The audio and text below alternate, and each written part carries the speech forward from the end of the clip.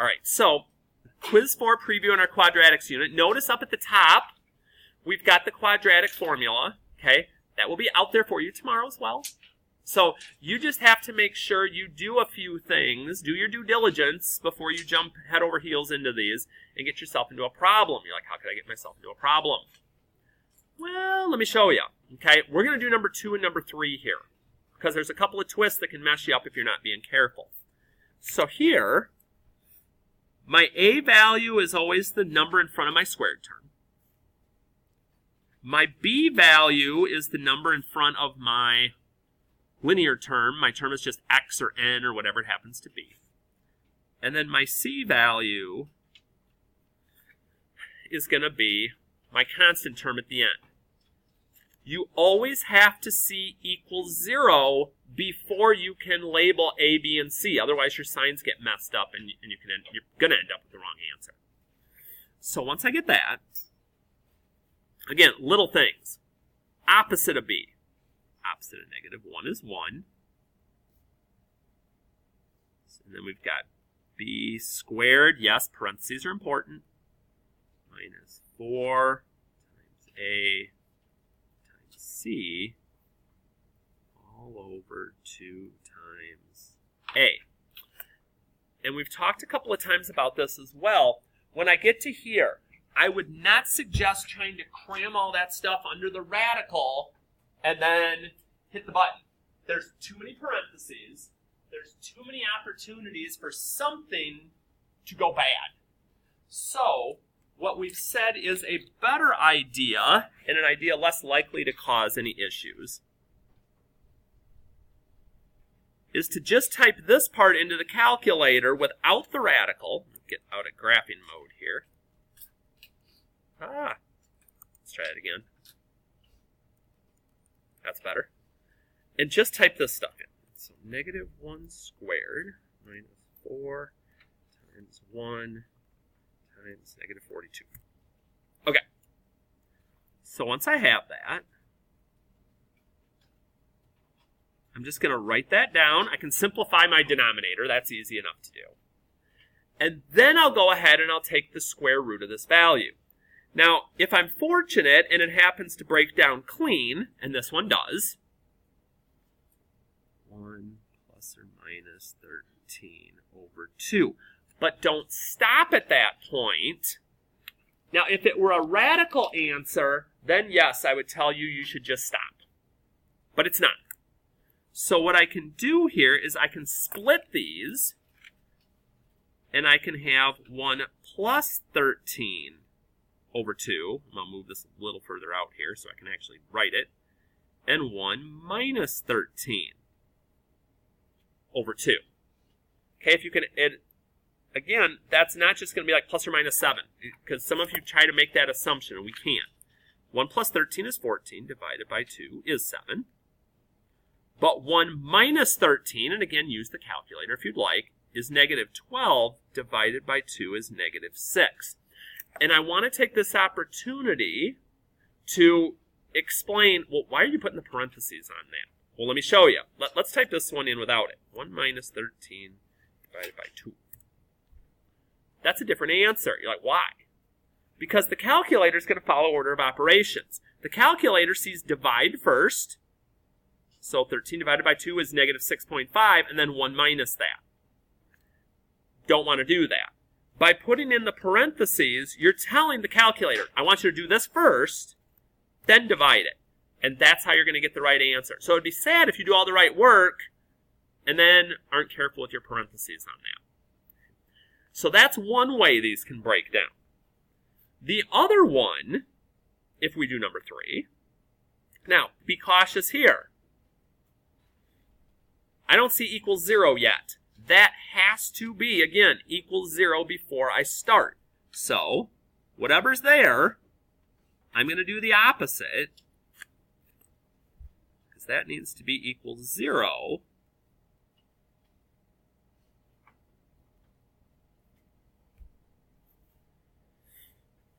And get that in.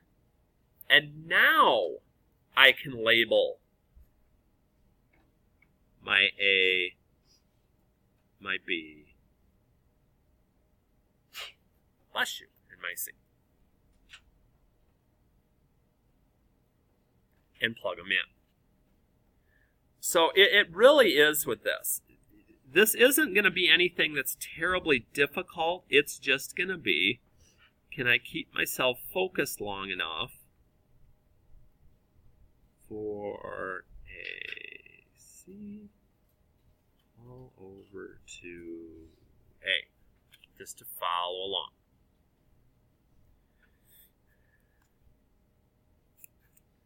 So like we did before, once I get that jotted down, I'm going to clean this up first. I'm going to do that here off to the side because I think we're going to end up with a glare if I try to get back on the screen when I'm on this side. Ooh, that's a big number. So -8 plus or minus the square root of 456 over 14. So I get here, and you're like, uh-oh. You kind of know in the back of your head what's coming here. You're not thrilled about it, but you know what's going to be. That's not a perfect square, and we don't do decimals. So could I just leave it and cross my fingers it doesn't break down and hope that's the final answer? Sure. But if it isn't, okay, and we can break this down, then we're going to lose a little something. So we go back to one of our many help sheets, and we go, okay, now 456, there's a whole lot of numbers in this list I could have to try out. And it's true. I would try out some, and I might even say here, maybe we try some of the smaller ones first, and we can always see if it lets us get a bigger number in. So let's say, I don't know, that ends in 6. Let's try 16. Okay, 16 didn't work. Let's try 64. No. Let's try something smaller. Let's try 9 and 4 and see if either of those work. 9, no. 4, yes. So, okay. 4 and 114. You're like, but what if 114 breaks down again? We can even deal with that in a minute if we need to. I'm going to try and be helpful here and say that it's not. So I break down the one that does. Square root of 4 would be 2 square root of 114 over 14. But I've actually got one final question I need to ask myself then. And that is, the numbers that are no longer in radical jail, does anything divide into all 3 of them?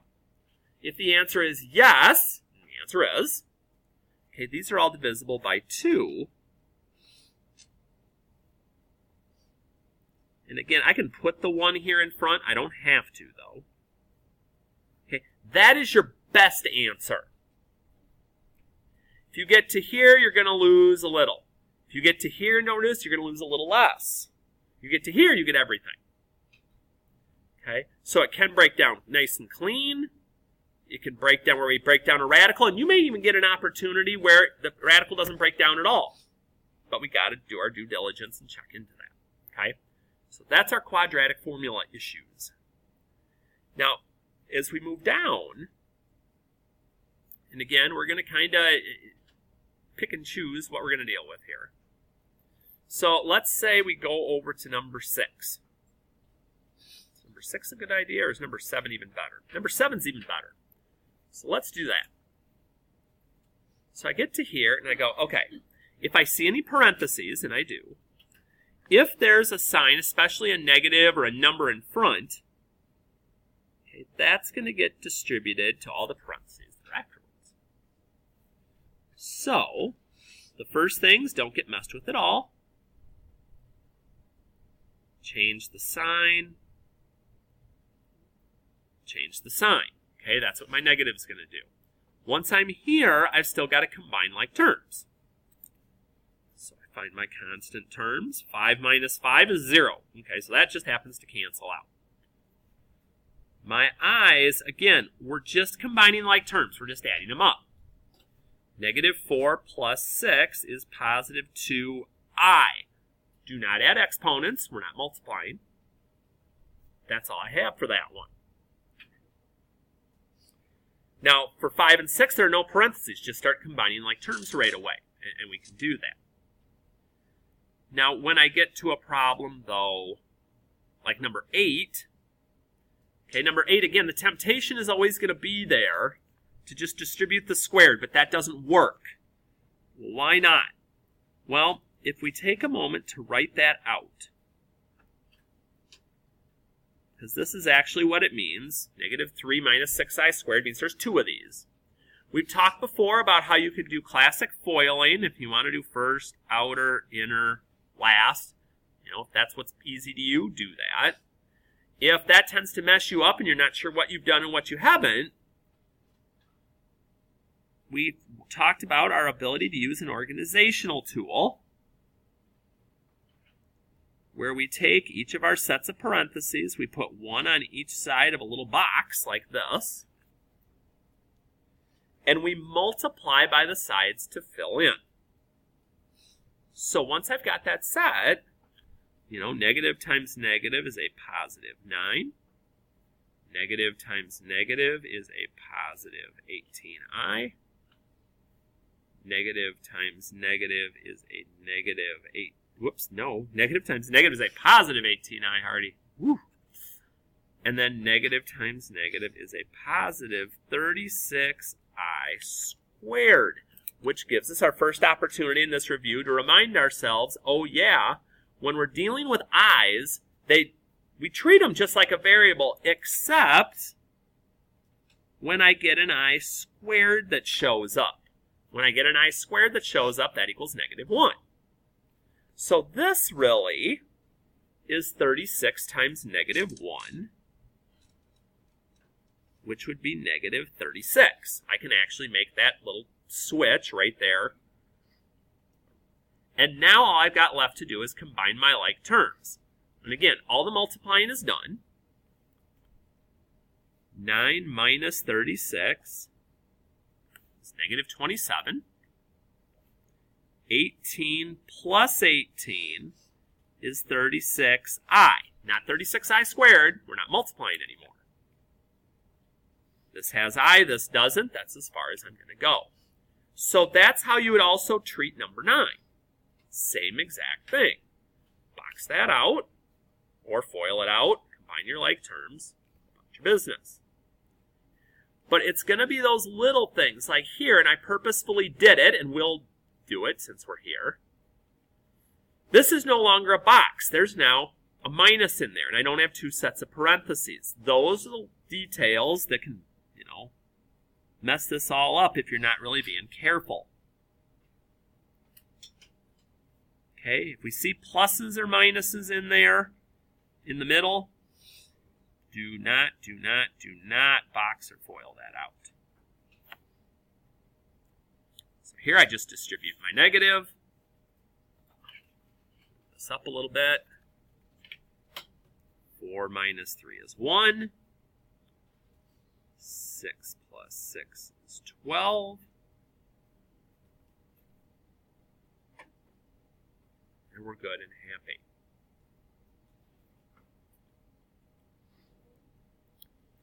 So let's see. We've done some multiplying. We've done some adding and subtracting. The only thing we haven't done is division so far. So we're going to take a peek here. I'm going to take a quick peek at the back. Bless you. We're going to take a peek at number 11 and 13 here.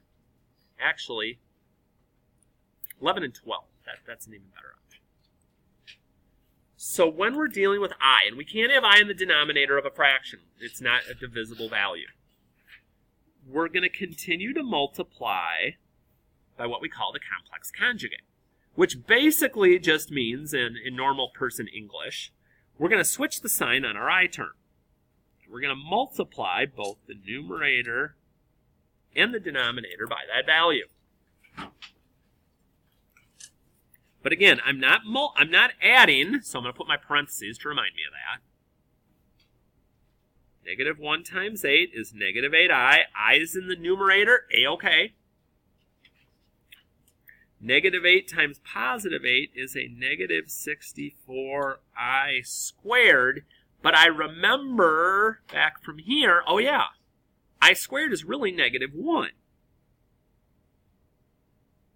So this is negative 64 times negative 1, which is a positive 64. And again, if you need to, you do your little bit of side work maybe right underneath to remind you where that's coming from. Negative times negative is positive. But then again, I take that one last look. 8 and 64, maybe I even do this. Oh yeah, that does reduce. 8 divides into both. It's negative 1 over 8, which means I'd have negative I or negative 1i, either one's fine, over 8. There will be lots of problems on here where I'm going to expect you to reduce further. I want to see if you're actually paying attention to that detail or not. If you are, we get everything. If not, we'll lose a little. Okay, but a little's better than everything. And so then 12, same idea. It's always the sign in front of I that we're interested in, though.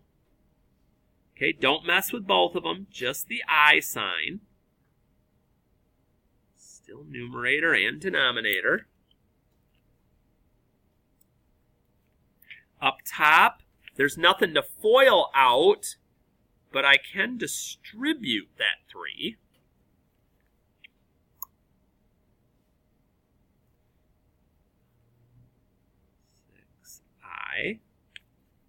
Now, the denominator, 2 sets of parentheses. Now, this gets treated like number 8 did. We've got to FOIL it out. So, depending again on how you want to go,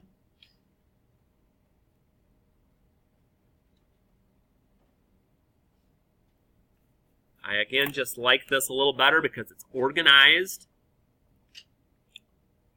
And once I get that set up, we're just going to multiply.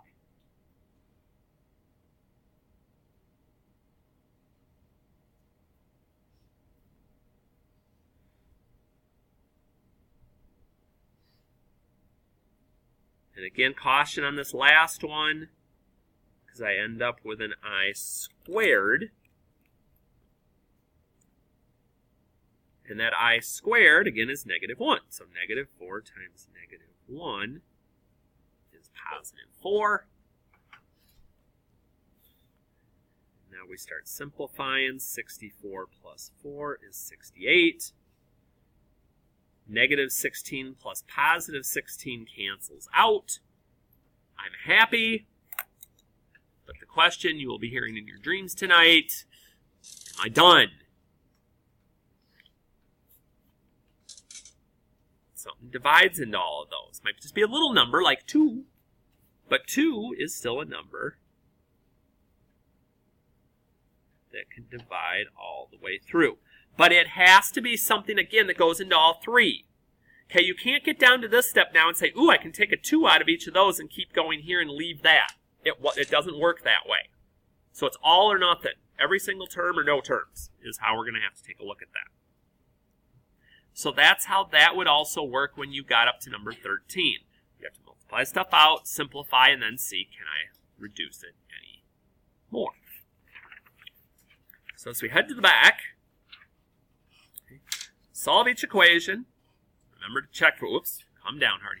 Solve for each equation. Remember to check for extraneous solutions. Again, remember, extraneous solutions mean I did all the work right, but my answer's not working. Normally, those happen when we have 2 answers and not just 1. So I want to find a good mix here. Make sure that we've got a little of everything with these. I know how much some of you love fractions, so I know we'll do 16. And we're going to need to do, let's go for 16, 18, 19. And actually, I want to do that one too. Well, hot dog. All right. 14, 16, 18, 19. That sounds like a good plan. It leaves you with 3 others to do still. Okay. So, first issue here. Radicals have to be on a side by themselves. There can't be other stuff going on. I can't be multiplying by something. I can't be subtracting or adding something. It doesn't work. Or at least it makes it more complicated. I can't say it wouldn't work. That would be incorrect. So I want to get that radical alone, so I will, whoops, lost my equals. So I'll get that done. Once I have a radical alone on a side, and it can even be one on each side, like it is on number 15 or 17, that's when we're ready to square. Now when I square, if that's the side where the square root is, they just cancel out. So that'll be kind of nice on those couple of problems I just mentioned. Here, the 3 is not under a radical, so I actually do 3 squared, which is 9, and now all of a sudden, it becomes a regular Algebra 1 problem.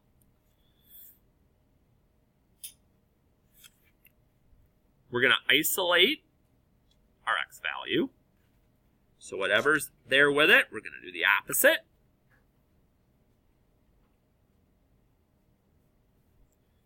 And 8 divided by 2 is 4.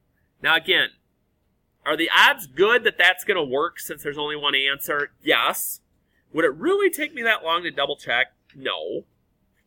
If I plug in 4, 2 times 4 is 8, plus 1 is 9. So the square root of 9, bless you, minus 9 would be 3 minus 9. Does that equal negative 6? It does. Again, a couple of seconds to make sure I get the right answer. I think it's worth it. 16, same idea going on. Radical on each side. They're each alone there, so that's good. So we can square right away. Squared and square root cancels. Don't let the fraction freak you out. Think all is lost. It is not. You're like, well, wait a minute, though. There's x's on both sides this time. So how am I supposed to deal with that? Well, let's deal with the fraction first, and then we'll deal with getting the x's together, because it's kind of hard to do it with the fraction. So what is a fraction, really? It's divide.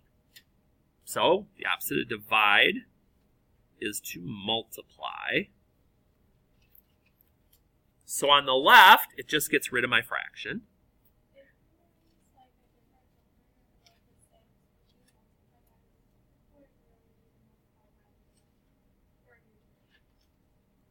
So try to give me a specific example of what you're thinking.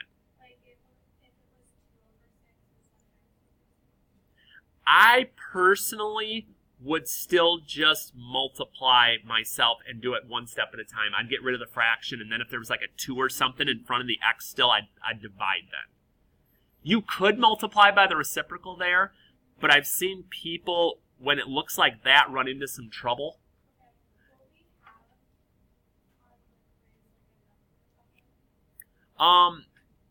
I probably wouldn't do that to you. Might I do something like this? Yes. But yeah, am I going to do something but put like, 2/5 or something like that? No, probably not. Usually if I'm going to throw a twist like that in, I'll throw it on the review too, just to let you kind of see it and ponder it. But that's a good question.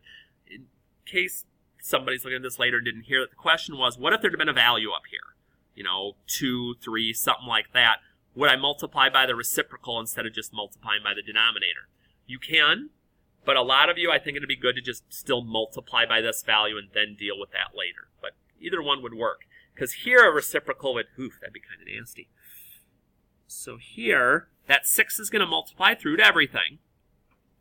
So let's see here. 156 minus 12x.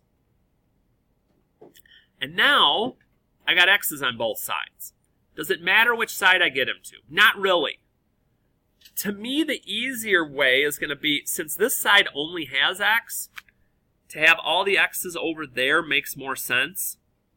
Because now I'm not going to be having to move things multiple times.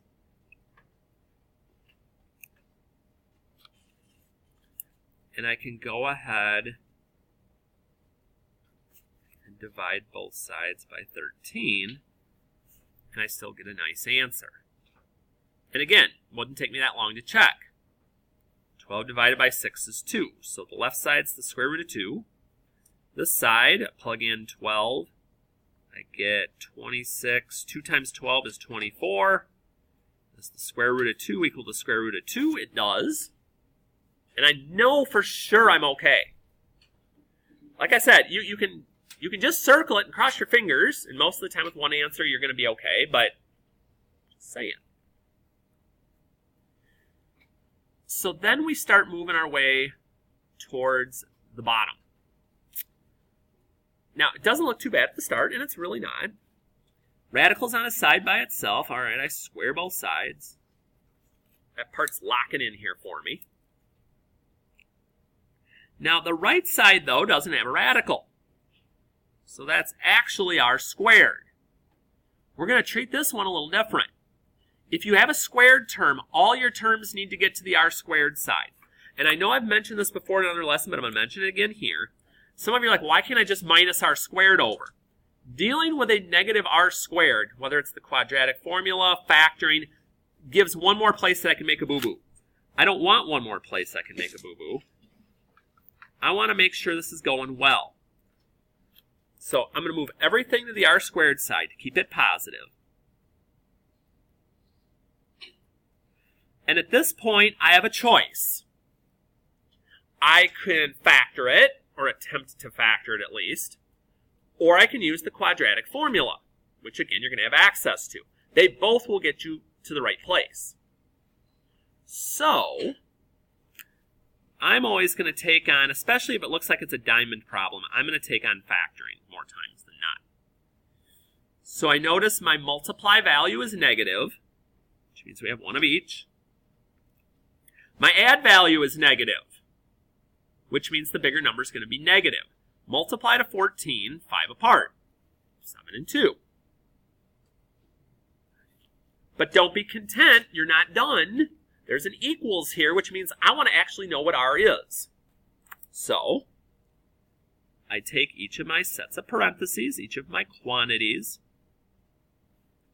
set them equal to 0, and then do my opposites. So I'd minus the 2. I'd add the 7. And before I circled it, I probably should have paused for a moment. Said, 2 answers. Harty says when there's 2 answers, there's a likelihood one could be wrong. So I probably should check. Okay, let's check. If I plug in 7, and again, you could do this in your calculator. 5 times 7 is 35, plus 14 would be the square root of 49. Does that equal 7? It does, so that really is an answer. Then I try out negative 2. 5 times negative 2 is negative 10. 14 minus 10 is the square root of 4. Does the square root of 4 equal negative 2? Uh-oh. No, it equals positive 2. That one doesn't work. Now, does that mean every single time that I see 2 answers, one of them is not going to work? No. You still have to, check, because you might have both that work. I don't know. So, once we get to 19 here,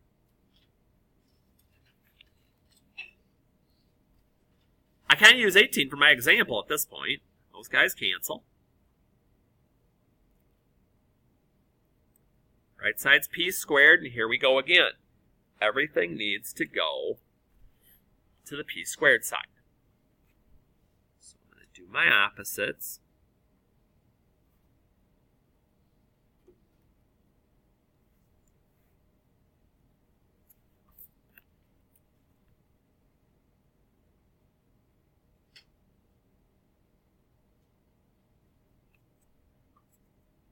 And again, I'm going to have the choice between factoring or using the quadratic formula. But no matter which one I use, I still need to check. So let's see here. What do I know? I know my multiply is positive, which tells me what? They're both positive or they're both negative. How do I know? The sign right here tells me they're both negative. 2 numbers that multiply to get 24 and add to get 10, because they're the same sign. 6 and 4. Again, once I get here, you've done a super job. Don't stop.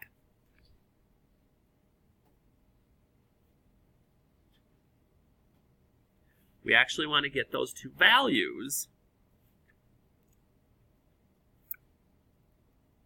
Now this time I'm going to be a little smarter. Before I circle them, I'm going to go, okay, I do need to check. And again, it can be as simple. I'll actually bust out the calculator this time. Negative 24 plus 10 times 6 is 6. Yes, it is. Okay. Because again, the other side is just p, so I should get the initial value back.